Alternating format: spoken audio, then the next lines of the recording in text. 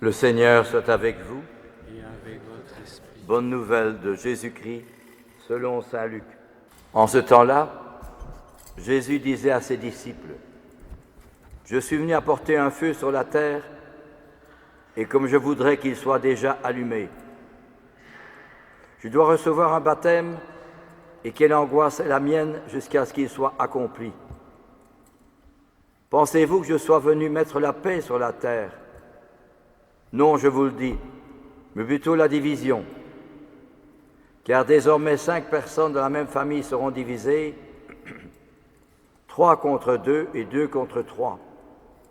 Ils se diviseront, le père contre le fils et le fils contre le père, la mère contre la fille et la fille contre la mère, la belle-mère contre la belle-fille et la belle-fille contre la belle-mère.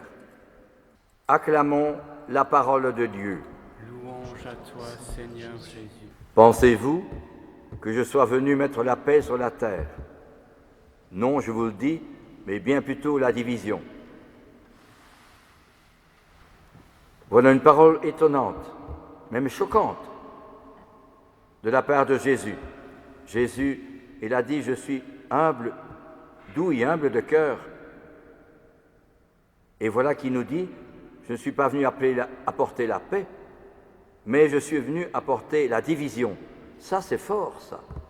Que veut dire notre Seigneur par cette parole qui nous dérange, qui nous frappe, qui nous déconcerte, qui est formidable quand même, qui est choquante, qui nous déstabilise?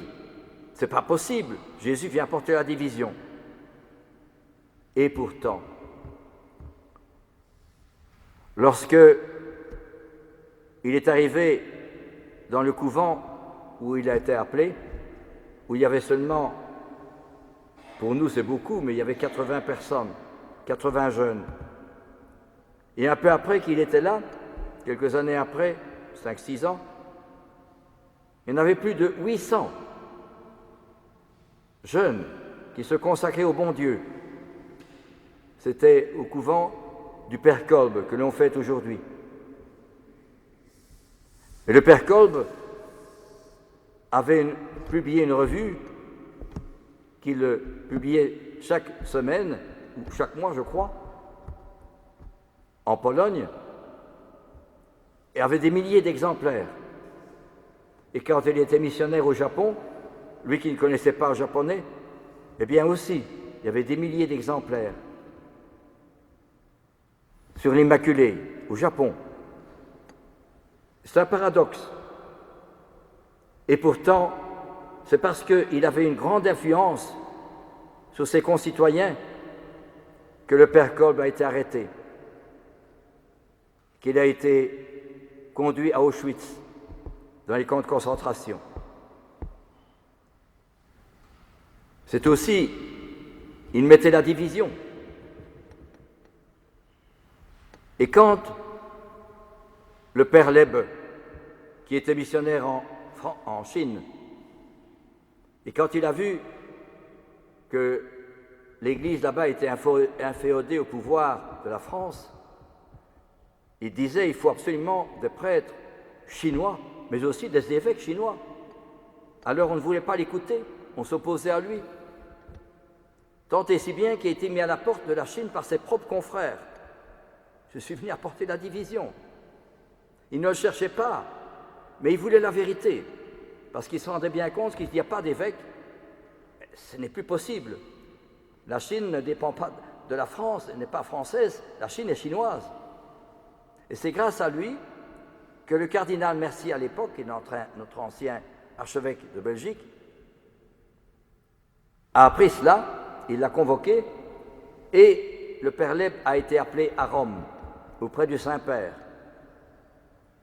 Et quelques semaines après, il y a eu 7 prêtres chinois qui ont été consacrés évêques par le pape lui-même dans la basilique du Vatican.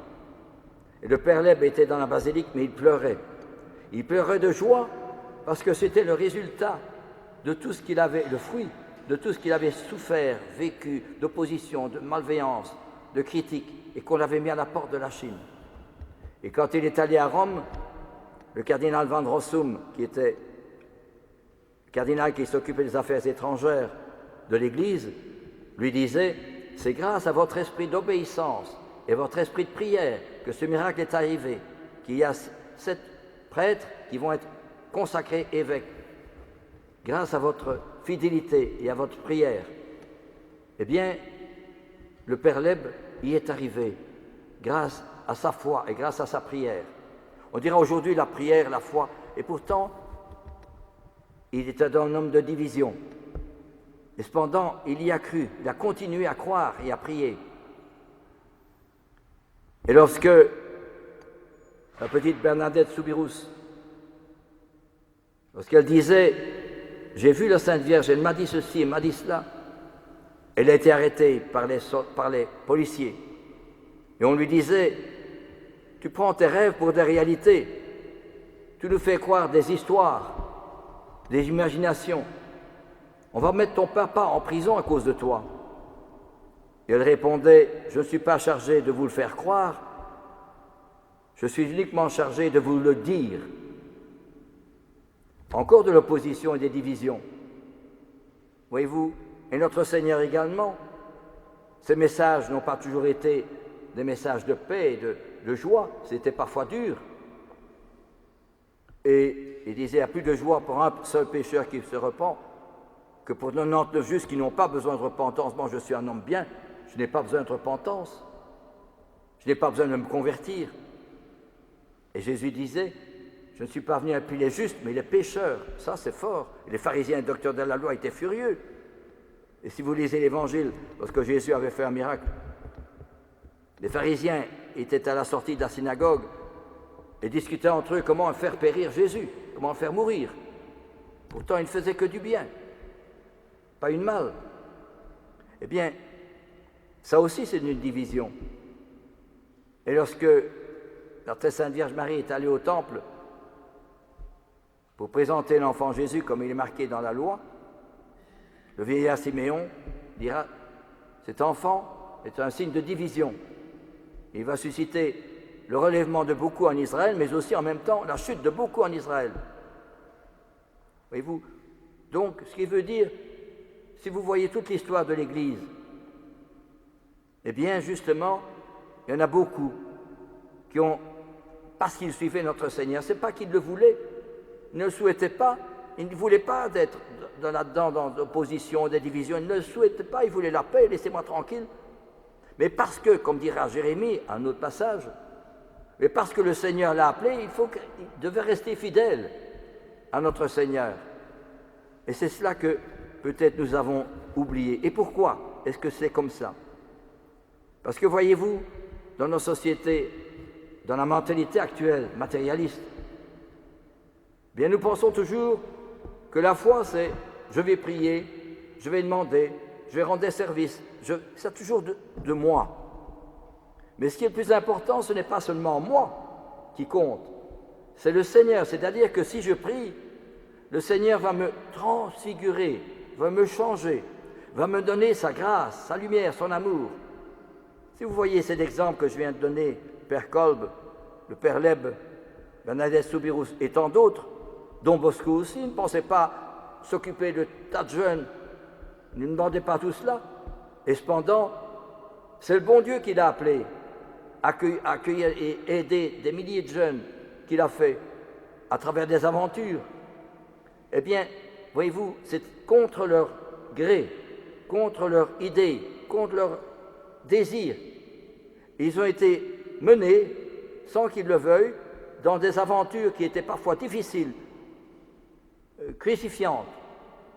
Et cependant, ils y ont cru, ils ont continué à prier. Et c'est le Seigneur qui s'est servi d'eux pour justement construire son Église, pour être de nouveau témoin du Christ. Parce que le Christ a soif de revivre sa propre vie à travers moi. C'est ce que nous oublions si souvent. Moi en tout cas. Le Christ a soif de revivre sa propre vie à travers moi. Vous me direz, mais que voulez-vous que je fasse? Eh bien justement, si je prie, je vais découvrir que le Seigneur me demande de partager sa soif de sauver des âmes. Ça c'est fort. Et la petite Thérèse, un jour, elle dit, j'ai entendu cette voix, j'ai soif.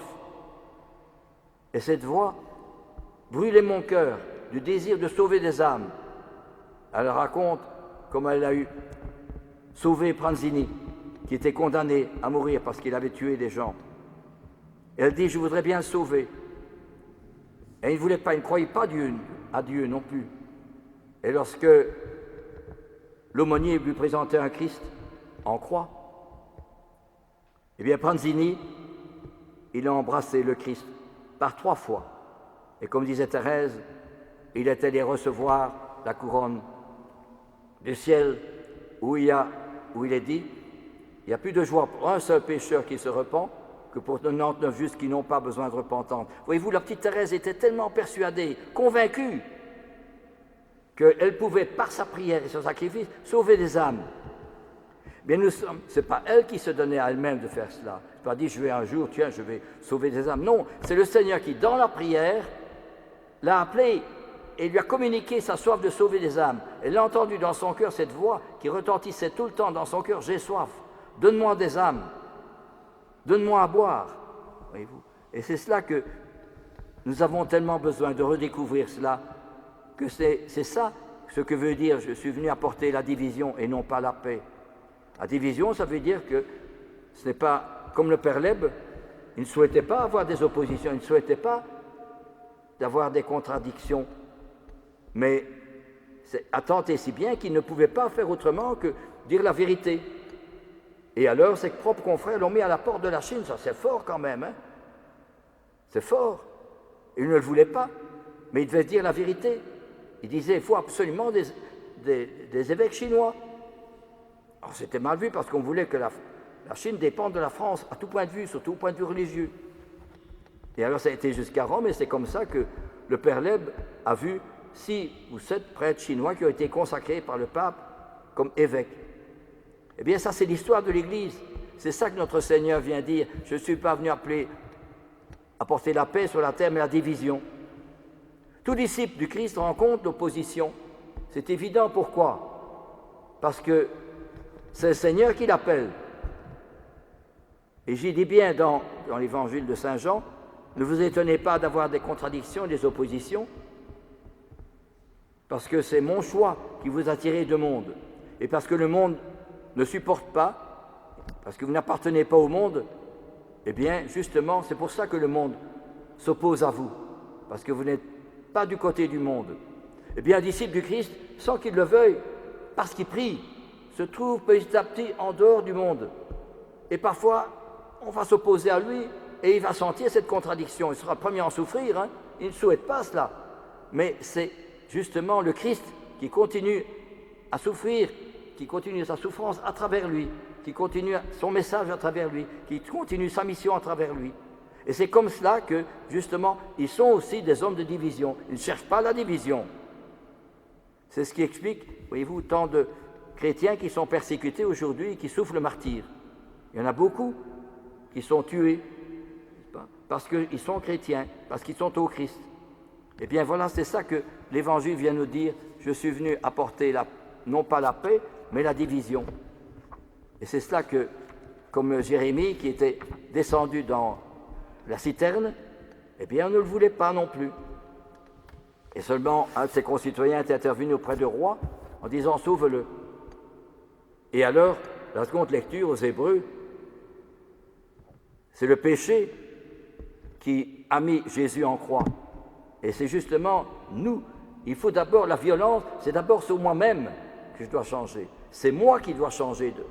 On pourrait dire un tel, au mieux celui-là, et moi. Justement, je suis le premier, moi qui vous parle, je suis le premier à me changer moi-même par la prière. Et c'est dans la prière que je retrouve l'humilité, la petitesse. Et c'est pour cela que Thérèse dira, la plus grande grâce que Jésus m'a donnée, c'est de me montrer ma petitesse et mon impuissance à tout bien. Ma petitesse. Ça, c'est formidable.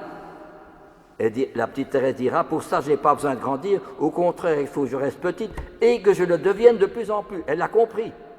Parce que c'est par l'humilité que le bon Dieu va m'enivrer, me prodiguer toute la grâce et tous les bienfaits de son amour et que je devienne un autre Christ.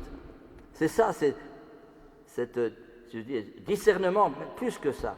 Cette opposition, encore plus que ça. Si vous voulez, cette guerre à l'intérieur de moi-même entre l'esprit du monde et l'esprit de Jésus. Je me sens tiraillé continuellement entre l'esprit du monde, télévision, vidéo, chaîne, plaisir, vacances, voiture, et de l'autre côté, le désir de ressembler à Jésus, d'imiter Jésus, de chercher toujours à plaire à Jésus et à faire comme lui. C'est ça la division, vous comprenez? Parce que cette division, c'est une division de sainteté. Parce que c'est le Christ, ce n'est plus moi qui vis avec mes idées, mes raisonnements, mon confort, ma facilité, mais c'est le Christ qui revit en moi sa propre vie d'humilité, de dernière place, de sacrifice, de don de soi, de prière. Amen. Alléluia.